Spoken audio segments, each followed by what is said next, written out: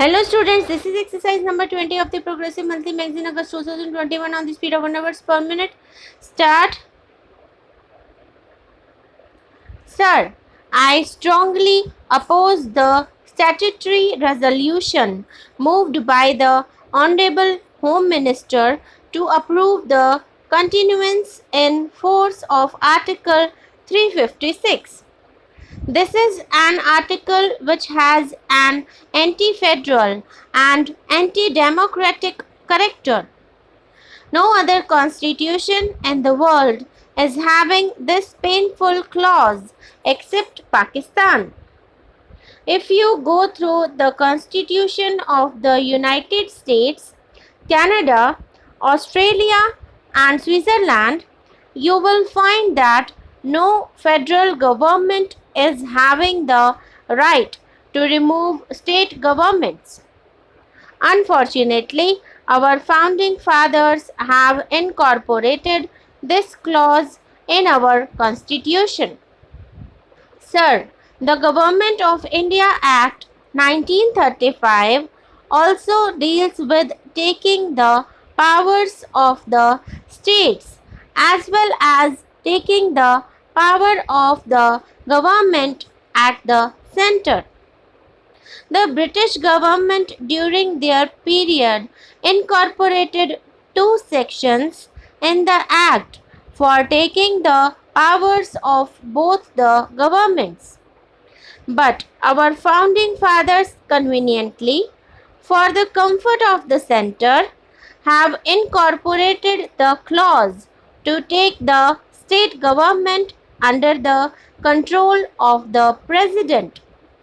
The Act of 1935 was opposed by the Congress Party because of these two sections which assigned the power to the governor and the governor general to take the control of state and federal governments respectively. The Act of 1935 was opposed by saying that it was a black act. The principle of taking over the state government was opposed during the freedom struggle. But unfortunately, it is now evidently followed by our government. That is why I am to say that I am basically opposed to that article and I register my protest against the article itself. Sir, we know well that in the past this has been utilized not in the interest of the nation, not for protecting democracy, not for protecting the federal principle, but rather to protect the interests of the party at the center, either Congress or Janta. This article has been utilized only for the benefit of the party, not for national interest. Now, the question arises whether this article has been properly utilized in the case of Kashmir or not. Sir, we know well that in the President's address, the governor was lauded and recommended by the government, saying he has restored democracy. The situation has improved. The entire nation would be thankful to my friend, and so on. After some time, the Congress party is not in a position to tolerate the government of my friend. So it removed the said government from power by utilizing Article 356, but at the same time it did not dissolve the assembly. But now, sir, on the eve of the elections of the Rajya Sabha, the assembly was dissolved for the interest of the party in power at the center. Therefore, it is totally exercised for the benefit of the party here. That is not only in this case, but also in other areas. I am to remind the House that the government is not serious about the elimination of terrorism in Kashmir. Sir, they thought that the state government is not competent to deal with the situation effectively. But what do we see now? President's rule has totally failed to arrest the situation. Rather, it has escalated during the period of President's rule. Sir, for the last 1 year, it has been reported in the press. More than 2,000 people have been killed by the terrorists.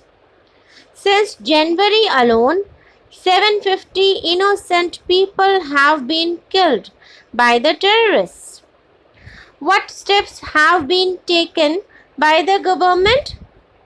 What steps have been taken by the concerned authorities in Kashmir?